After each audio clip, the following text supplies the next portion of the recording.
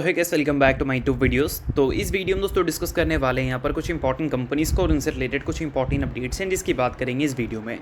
तो चलिए वीडियो की शुरुआत करते हैं। सबसे पहली कंपनी को डिस्कस करते हैं। पहली कंपनी का नाम है KPI green energy limited. But इसको डिस्कस करने से पहले दोस्तों, अगर आपने अभी तक चैनल को सब्सक्राइब नहीं किया है तो चैनल को सब्सक्राइब करके बेल आइकन को प्रेस कर लो ताकि आने वाली जितनी भी अपडेट्स हैं उन सभी अपडेट्स का नोटिफिकेशन आपको सबसे पहले मिल सके।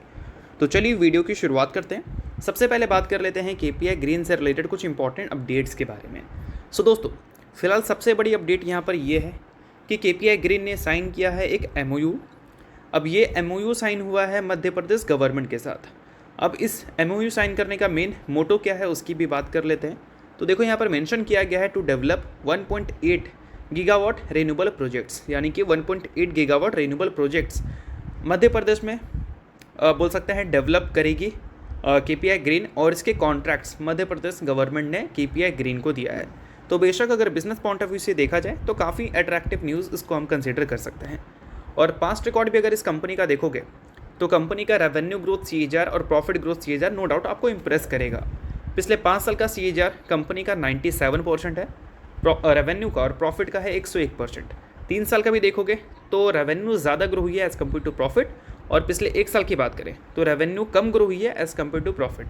बट रेवेन्यू ग्रोथ और प्रॉफिट ग्रोथ हर पैरामीटर्स पे अगर देखा जाए तो अच्छे ही नज़र आते हैं, और उसको स्टॉक ने भी कंप्लीट रिस्पेक्ट दी है। पिछले 1 साल में ज़रूर वैल्यूएशंस के करेक्शन की वजह से KPI ग्रीन वीक परफॉर्मेंस दी है, बट अगर पास्ट रिकॉर्ड देखा जाए तो अच्छा नज़र आता है। और अभी हाल ही में कंपनी के मैनेजमेंट की तरफ से एक स्टेटमेंट भी हमें देखने को मिला था, जहाँ पर उन्होंने बताया था कि ये एवरी ईयर 2030 तक 60% ग्रोथ उम्मीद कर रहे हैं अपने रेवेन्यू में, क्योंकि कंपनी के प्रेजेंट टाइम में अच्छे ऑर्डर बुक्स हैं और फ्यूचर में गवर्नमेंट रिन्यूएबल सेक्टर में जो फोकस कर रही है उससे और भी ऑर्डर्स कंपनी को मिलते हुए नजर आ सकते हैं। तो अगर 60% का रेवेन्यू ग्रोथ कंपनी 2030 तक अचीव करती है तो बेशक अगर देखा जाए तो इन्वेस्टर्स के लिए एक अच्छी बात होगी। बट एक डिस्क्लेमर मैं आपको देना चाहूँगा, किसी भी तरह का बाई सेल होल्ड रिकमेंडेशन नहीं है, तो इस चीज़ को रिकमेंडेशन की तरह मत लेना, आप एजुकेशन पर्पज़ की तरह ले सकते हो और इससे खुद से रिसर्च और एनालिसिस भी चाहो तो कर सकते हो। तो चलिए अब डिस्कस करते हैं अगली कंपनी को, जिसका नाम है इन्फो एज इंडिया लिमिटेड। अभी रिसेंटली दोस्तों इस कंपनी ने स्टॉक स्प्लिट का अनाउंसमेंट किया। अब स्प्लिट का जो रेशो था वो था 1:5 का रेशो, यानी कि जो भी इन्फो एज के शेयर होल्डर हैं, एक शेयर के बदले कंपनी आपको 5 शेयर देगी। अगर आपको 10 इक्विटी शेयर्स बोल सकते हैं डिमेट अकाउंट में आपका दिख रहा है या फिर आप होल्ड कर रहे हैं जो भी बोल सकते हैं, उसके बदले आपको 50 इक्विटी शेयर मिलेगा। बट आपके इन्वेस्टमेंट 5 गुना नहीं होने वाले हैं, इन्वेस्टमेंट आपका वही रहेगा, बट आपके जो शेयर्स का वैल्यू है वो आपको कम देखने को मिलेगा और नंबर ऑफ शेयर्स आपके ज़्यादा होते हुए देखने को मिलेंगे। तो इन्फो एज के इन्वेस्टर्स इस चीज़ को नोट कर लो, और इन्वेस्टर नहीं हो तो आप इस चीज़ को न्यूज़ की तरह भी ले सकते हो। तो चलिए अब डिस्कस करते हैं अगली कंपनी को। अगली कंपनी का नाम है दोस्तों टाटा पावर लिमिटेड। अब टाटा पावर की बात करें तो पिछले 1 साल से कुछ खास हमें रेवेन्यू एंड प्रॉफिट ग्रोथ देखने को नहीं मिली है। अगर उससे पहले के रिकॉर्ड हम देखें तो अब देखा जाए तो पिछले 1 साल में एक चीज़ ज़रूर हुआ है कि टाटा पावर की जो सब्सिडरी है और रिन्यूएबल एनर्जी की, वहाँ से रेवेन्यू एंड प्रॉफिट आना शुरू हो चुका है। अब उस चीज़ को और भी कंपनी बढ़ाने के लिए एक हमें काफ़ी बड़ी न्यूज़ सुना रही है। न्यूज़ दोस्तों ये है कि कंपनी ने कमिट किया है 30,000 करोड़ रुपए इन्वेस्ट करने का आसाम में। अब इसके लिए उन्होंने एक बोल सकते हैं आसाम गवर्नमेंट के साथ एग्रीमेंट भी साइन किया है, या फिर बोल सकते हैं एक MOU साइन किया है। अब ये टाटा पावर ने डायरेक्टली साइन नहीं किया, इसकी सब्सिडरी जो है टाटा पावर रिन्यूएबल एनर्जी उन्होंने साइन किया है।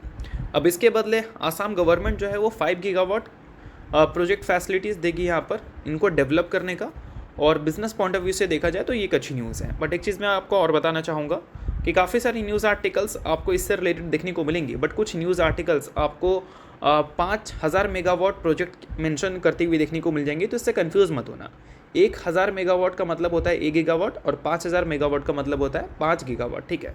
तो 5 गीगावाट जो मैं बता रहा हूँ आपको वो 5,000 मेगावाट के बराबर ही है, ठीक है। तो ये एक तरह से देखा जाए तो बिज़नेस पर्पज़ से अगर हम कंसिडर करें तो काफ़ी सही न्यूज़ है। और पिछले कुछ टाइम में टाटा पावर की तरफ से ऑलरेडी हमें काफ़ी सारी चीज़ें सुनने को मिली है, और वो सारी चीज़ें मेनली ग्रोथ से रिलेटेड है। लाइक कंपनी अभी जो रेवेन्यू जनरेट करती है उसका मैक्सिमम हिस्सा हमें थर्मल से आता हुआ देखने को मिलता है, बट फ्यूचर में company maximum revenue contribution renewable से उम्मीद कर रही है, जिसमें सोलर विंड से रिलेटेड कंपनी ने अपडेट्स दे रखी हैं। इसके लिए कंपनी का लगातार कैपेक्स हो रहा है, और ये जो न्यूज़ अभी हमने कवर किया 30,000 करोड़ रुपए कंपनी इन्वेस्टमेंट करने वाली है आसाम में, ये उसी कैपेक्स का एक पार्ट है, ऐसा भी आप बोल सकते हैं। तो आपको क्या लगता है टाटा पावर को लेकर फ्यूचर में कैसी परफॉर्मेंस आ सकती है, उसको लेकर चाहो तो मुझे आप कमेंट भी कर सकते हो। तो चलिए दोस्तों डिस्कस करते हैं अब अगली कंपनी को। अगली कंपनी का नाम है जुपिटर वैगन्स लिमिटेड। अब पिछले कई टाइम से अगर देखा जाए तो जितने भी रेलवे स्टॉक्स हैं वो काफ़ी ज़्यादा पिटी हैं। अब इसका पीछे का सबसे बड़ा रीज़न है कि पास्ट में उन्होंने काफ़ी अच्छी आप बोल सकते हैं ऑर्डर गेन की हैं। अब देखा जाए तो इस पीरियड में कुछ ही कंपनी ने अच्छे नंबर्स दिखाए हैं, लाइक जुपिटर वैगन जैसी कंपनीज़ या फिर हम बोल सकते हैं टिटागर से जैसी कंपनीज़। बट अभी क्या है कि एक जो रेलवे सेक्टर में अब टाइम चल रहा है वो एक कंसोलिडेशन टाइम है। मतलब जो कंपनी पास्ट में अच्छे नंबर्स दिखाया करती थी उसके नंबर्स प्रेजेंट में अगर देखा जाए तो साइडवेज हो चुके हैं। क्यों? क्योंकि कंपनी के पास जितने बड़े ऑर्डर बुक है उतनी बड़ी कंपनी के पास कैपेसिटी नहीं है। तो कैपेसिटी को बढ़ाने के लिए कंपनी अभी फ़िलहाल कैपेक्स पे ध्यान दे रही है। कैपेक्स हो जाता है, कैपेसिटी बढ़ जाता है, तब कंपनी के रेवेन्यू एंड प्रॉफिट ग्रोथ हम फिर से अच्छी तरह से विटनेस कर सकते हैं। तो पिछले कुछ टाइम से जब जुपिटर वैगन्स और टिटागर के नंबर्स आप स्लो होते हुए दिख रहे हैं तो उसके रीजंस क्या हैं वो मैंने बता दिया। और ये जो सारी चीज़ें मैं बता रहा हूँ ये कंपनी के मैनेजमेंट ने ही बोला था, ठीक है। तो आप उस चीज़ को भी जाकर वेरीफाई कर सकते हो। अब देखो दोस्तों, मैनेजमेंट की कुछ और भी कमेंट्री है। कुछ टाइम पहले उन्होंने बोला था कि वो उम्मीद कर रहे हैं अपने एक्सपोर्ट रेवेन्यू को बूस्ट करने का, और इसके लिए उन्होंने 2500 करोड़ रुपए कैपेक्स प्लान भी रखा था। अब यहाँ पर बताया ये जा रहा है दोस्तों कि जुपिटर वैगन्स का जो प्रेजेंट एक्सपोर्ट से जितना भी रेवेन्यू आता है उसको कंपनी 20 टाइम्स बढ़ाने वाली है अगले साल में। अगर ऐसा हो जाता है तो बेशक काफ़ी अच्छी बात होगी। अब उसके लिए कंपनी ने काफ़ी बड़े कैपेक्स भी ऑलरेडी प्लान कर रखे हैं। अब देखो दोस्तों, प्रेजेंट अगर इसके ऑर्डर बुक की बात करें Q1 FY25 की, तो उस टाइम था 7028 करोड़ का, और 2022 के फाइनेंशियल ईयर की बात करें तो वहाँ पर 6688 करोड़ था। तो ऑर्डर बुक में अच्छी खासी जंप दिखी है। अभी तो Q1 तक का डेटा ये मेंशन है। अगर आप Q4 तक का डेटा देखोगे जो कि इस फाइनेंशियल ईयर के एंड तक आपको पता चल ही जाएगा, तो आपको 7000 करोड़ के ऊपर ही नंबर देखने को मिलेगा। तो जितना बड़ा ऑर्डर बुक उतना बड़ा ग्रोथ हम विटनेस कर सकते हैं।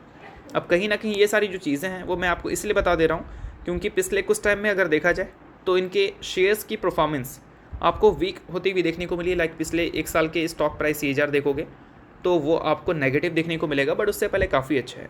अब वो इसलिए हुआ है क्योंकि पहले कंपनी के जो रेवेन्यू थे वो 50% से 70% से ग्रो किया करते थे।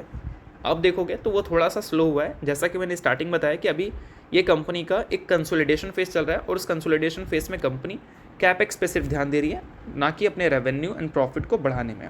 रेवेन्यू एंड प्रॉफिट को बढ़ाने में तब ध्यान देगी जब कंपनी का कैपेक्स कंप्लीट होगा और कंपनी के मैन्युफैक्चरिंग फैसिलिटीज़ बड़े हो जाएंगे और उसमें कंपनी बल्क में प्रोडक्शन कर सकती है। तो चलिए, ये सारी कुछ इंपॉर्टेंट न्यूज़ थी, कुछ इंपॉर्टेंट कंपनी से रिलेटेड जिसकी बात हमने किया। होप करता हूँ वीडियो आपको अच्छा लगा होगा। लाइक कीजिए, पहली बार सब्सक्राइब कीजिए। वीडियो के लिए बहुत बहुत शुक्रिया।